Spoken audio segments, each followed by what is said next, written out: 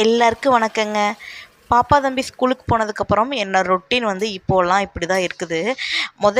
இந்த ஆப்ரேஷனுக்கு முன்னாடியெல்லாம் பார்த்திங்கன்னா, சமையல் வேலை முடித்து லஞ்ச் பாக்ஸ் பேக் பண்ணும்போது கையோட கவுண்டர் டாப்பு, அடுப்பு எல்லாமே க்ளீன் பண்ணி, சிங்க்கு எல்லாமே பளிச்சுன்னு க்ளீன் பண்ணி விட்டுட்டு தான் வந்து கிச்சனை விட்டு வெளியவே வருவேன். சர்ஜரிக்கு அப்புறம் பார்த்திங்கன்னா, உடம்பு நிறைய வந்து டிஸ்கம்ஃபர்ட்ஸ் இருக்குது. ரொம்ப வந்து டயர்ட் ஆயிடுறேன். ரொம்ப நேரம் கண்டினியூஸாக ஒர்க் பண்ண முடியறதில்ல. அதனால கொஞ்சம் ரெஸ்ட் எடுத்து எல்லா ஒர்க்கும் பார்க்க வேண்டியதாக இருக்குது. அடுப்பு வந்து பார்த்திங்கன்னா, இந்த அளவு மோசமாக நான் விடவே மாட்டேன். பட் ஆனால் இப்போ டெய்லியுமே அடுப்பு என்னால் க்ளீன் பண்ண கொஞ்சம் முடிய மாட்டேங்குது. அதனால மேலாப்பில் மட்டும் ஸ்ப்ரே பண்ணி தொடச்சி விட்டுறது டெய்லியும் சமையல் முடிச்சதுக்கப்புறம். இந்த மாதிரி டீப் க்ளீன் வந்து பார்த்திங்கன்னா, ஒரு வாரத்துக்கு அப்புறம் இன்றைக்கி தாங்க வந்து பண்ண முடியுது.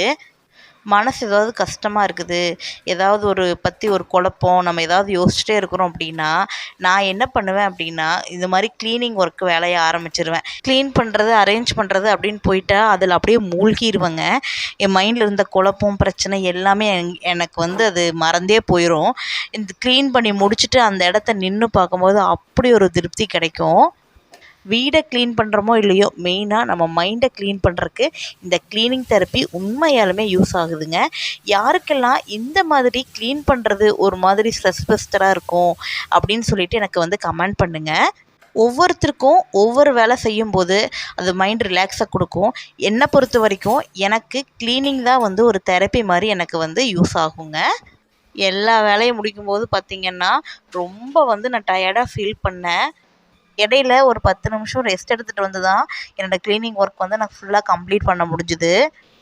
என்னதான் நான் ஃபிசிக்கலி டயர்ட் ஆனாலும் மென்டலி ரொம்ப ஃப்ரெஷ்ஷாக ஃபீல் பண்ண மாதிரி இருந்துச்சு.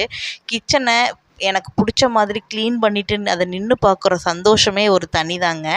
இதுவே வந்து தோட்டத்தில் இருக்கும்போது பார்த்திங்கன்னா, பால் கறக்கிறது, ஆடு மாடு பார்க்குறது, அப்புறம் வந்து விவசாயம் பார்க்குறது, இதெல்லாம் பார்த்துட்டே இருக்கும்போது நம்ம பிஸியாக வச்சுக்கும்போது நமக்கு எந்த ஒரு மனக்குழப்பமுமே நமக்கு வராதுங்க.